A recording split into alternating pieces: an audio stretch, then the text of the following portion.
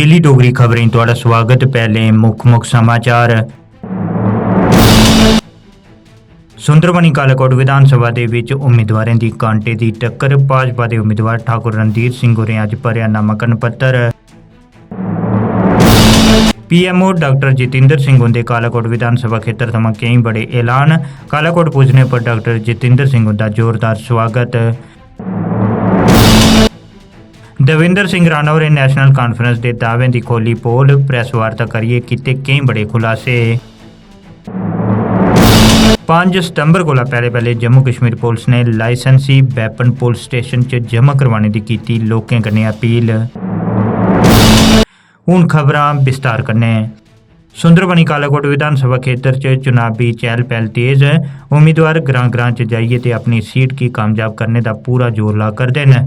इस विधानसभा सीट पर अरुण कुमार शर्मा अपनी पार्टी थमां, अशोक कुमार शर्मा डेमोक्रेटिक आज़ाद प्रोग्रेसिव पार्टी थमां, ठाकुर रणधीर सिंह और भारतीय जनता पार्टी थमां ते कन्नै गै उनके भतीजे जशुवर्धन सिंह और नैशनल कॉन्फ्रेंस थमां अपनी किस्मत अजमा करदे न। भाजपा के उम्मीदवार ठाकुर रणधीर सिंह होरें अज सुंदरबनी कालाकोट विधानसभा खेत्र थमां नामांकन पत्र दाखिल किया है। इस कड़ी च सांसद जुगल किशोर ते भारतीय जनता पार्टी के कई लीडर भी इस मौके पर मौजूद है। सारे गै उम्मीदवार अपनी अपनी जीत पर कोई कसर नहीं छोड़ा करते न।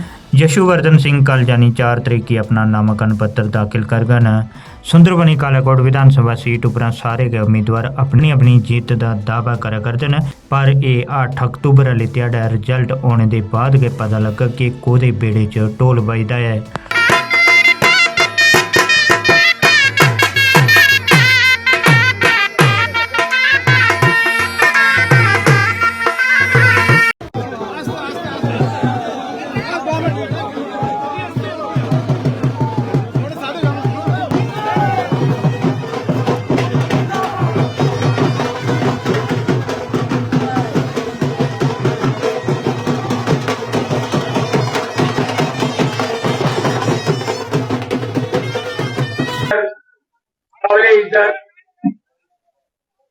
जगू किशोर शर्मा जी और डॉक्टर जितेंद्र सिंह जी, जो कि हमारे मरकज के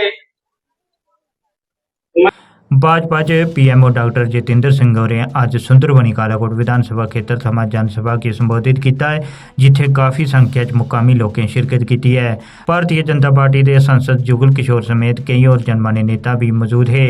डॉक्टर जितेंद्र सिंह होरें अपनी स्पीच के दौरान आख्या कि आयुष्मान कार्ड भारतीय जनता पार्टी मोदी सरकार ने जात पात पुछिए नहीं दिते, हर कुसै की एक समान समझिए दिते है, जेदा कि हर कुसै मानू की लाभ पूजा करता है। कई और फायदे मोदी सरकार के जनता कन्नै गिनाते हुए डॉक्टर सिंह होरें आख्या कि भारतीय जनता पार्टी का मकसद है कि आखिरी कतारों पर खलोते दे हर मानू की जिस चीज़ की भी जरूरत है उत्थे तक भारतीय जनता पार्टी पुजग ते हर कुसै दा भला करगे। अपनी तकरीर च कई बड़े ऐलान भी किए न, आओ सुनने। कि जब ये आयुष्मान का कार्ड दिया गया, जब कच्चे मकान को पक्के में बदला गया, तो ये ना पूछा कि घर हिंदू का है कि मुसलमान का है, कि ब्राह्मण का है कि ठाकुर का है, और ये भी ना पूछा कि पिछली बार आपने वोट भारतीय जनता पार्टी को दिया था या कांग्रेस को। मैं खुद आप ही के बीच में से जमीनी कार्य करता हूं। बस्तियां की बस्तियां ऐसी हैं, मोहल्ले के मोहल्ले ऐसे हैं मुल्क भर में और इस प्रदेश में भी, जहां सारे के सारे कच्चे मकान पक्के में तब्दील हो गए और उन्होंने कभी इससे पहले शायद भारतीय जनता पार्टी को वोट ना दिया था। आज उनका जमीर उनसे सवाल कर रहा है।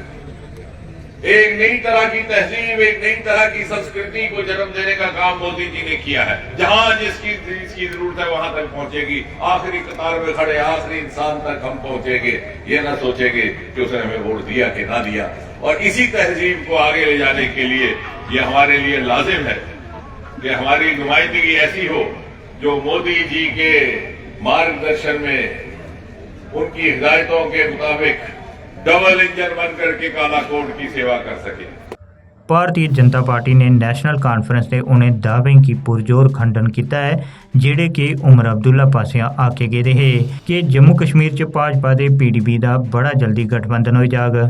ਜੰਮੂ ਕਸ਼ਮੀਰ 'ਚ ਭਾਰਤੀ ਜਨਤਾ ਪਾर्टी ਦੇ ਵਰਿष्ठ नेता ਤੇ नगरोटा विधान सभा थमां भाजपा के उम्मीदवार दविंदर सिंह राणा होरें उमर के इन्हें दावे की झूठा करार दिता है। दविंदर सिंह राणा होरें आज एक प्रेस वार्ता की संबोधित करते हुए नेशनल कॉन्फ्रेंस पर कई बड़े सवाल किए हैं। आओ देखने। सियासी जमातें कश्मीर में आज काम कर रही हैं, वो भाजपा के साथ जुड़ी हुई हैं और उनका भाजपा के साथ कोई लेना देना नहीं है। उमर अब्दुल्ला साहब कल उन्होंने कहा कि राम माधव साहब को लाया गया है कि PDP, और 2014 में राम माधव साहब ने PDP के साथ अलायंस करवाई थी। हकीकत ये है कि 2014 में जब नेशनल कॉन्फ्रेंस 15 MLA पे सिमट के रह गई थी,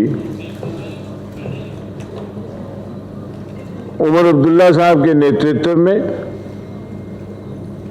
हम लोग दिल्ली गए और दिल्ली जाकर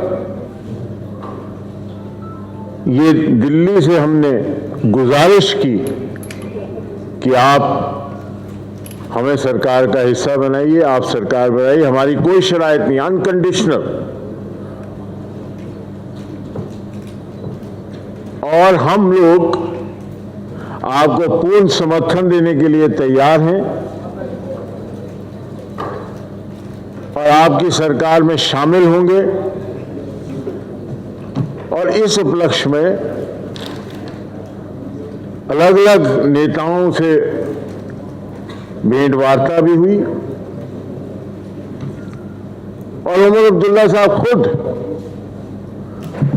भाजपा के राष्ट्रीय अध्यक्ष उस वक्त के माननीय अमित शाह जी और माननीय राम माधव जी के पास गए और उनसे गुजारिश की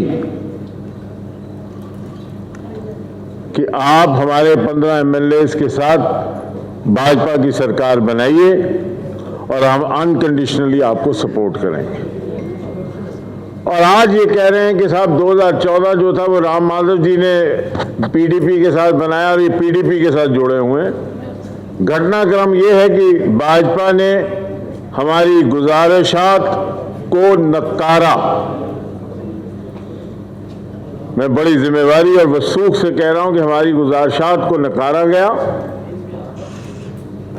और उस वजह से हम वापस आए और हमें मालूम हो गया कि हमारे साथ ये सरकार बनाने को तैयार नहीं है, जबकि हम सरकार बनाने को बहुत ज्यादा इच्छुक थे। 5 सितंबर को पहले जम्मू कश्मीर पुलिस ने लाइसेंसी वैपन पुलिस स्टेशन च जमा करवाने की कीती लोकें कन्नै अपील। एक जरूरी ऐलान समाप्त फरमाएं।